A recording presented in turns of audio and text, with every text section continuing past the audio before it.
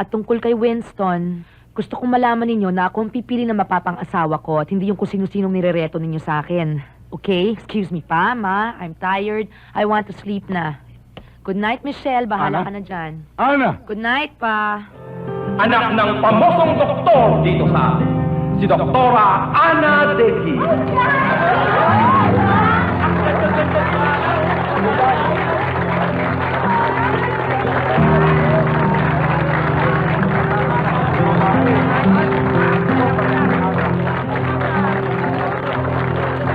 Thank you. Congratulations. Salamat po.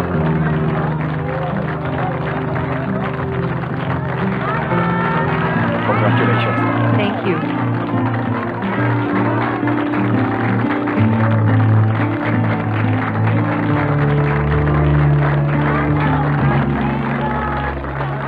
Gia.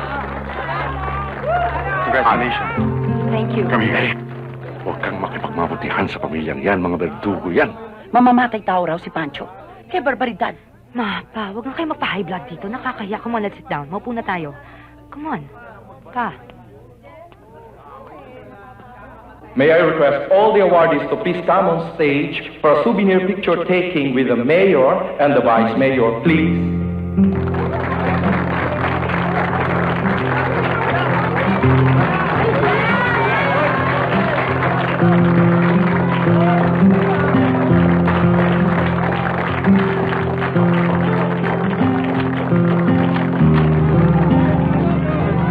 Ana, James, please, you win. Eric, tungkol sa kabila. Lumipat ka. Huwag ka makaya. James, please. Eric, lumipat ka. Teka muna. Pa. James, please. Ana. I said. Huwag ka riyan. Eric! Eric!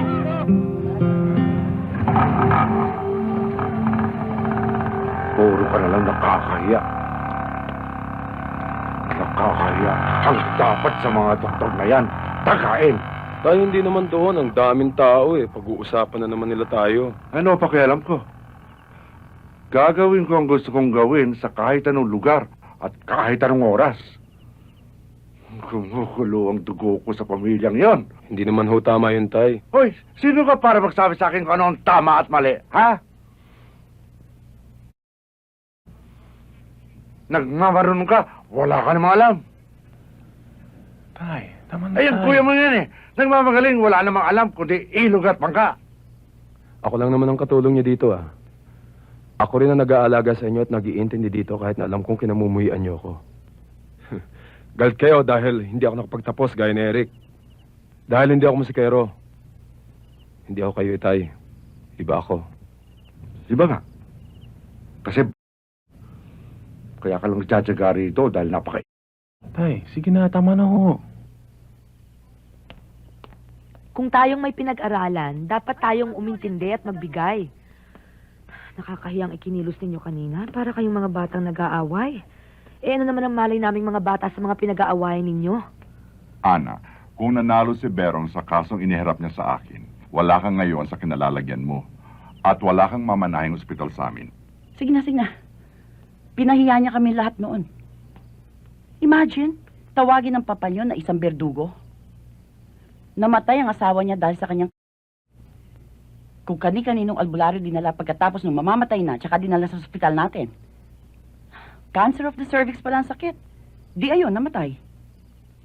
Kawawa naman pala. Anong kawawa? Ayokong nakikita kayong makikipagmabutihan sa mga anak ni Berong.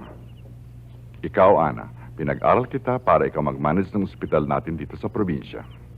At saka, Ana, si Winston comes from a very good family dito sa atin. Pero bakit parang iniisnab mo siya? Siya ang bagay sa iyo, Ana. At anak ni Governor, it will be a perfect match. May I have my coffee, please? I mean no offense, okay? Pero I've made other plans.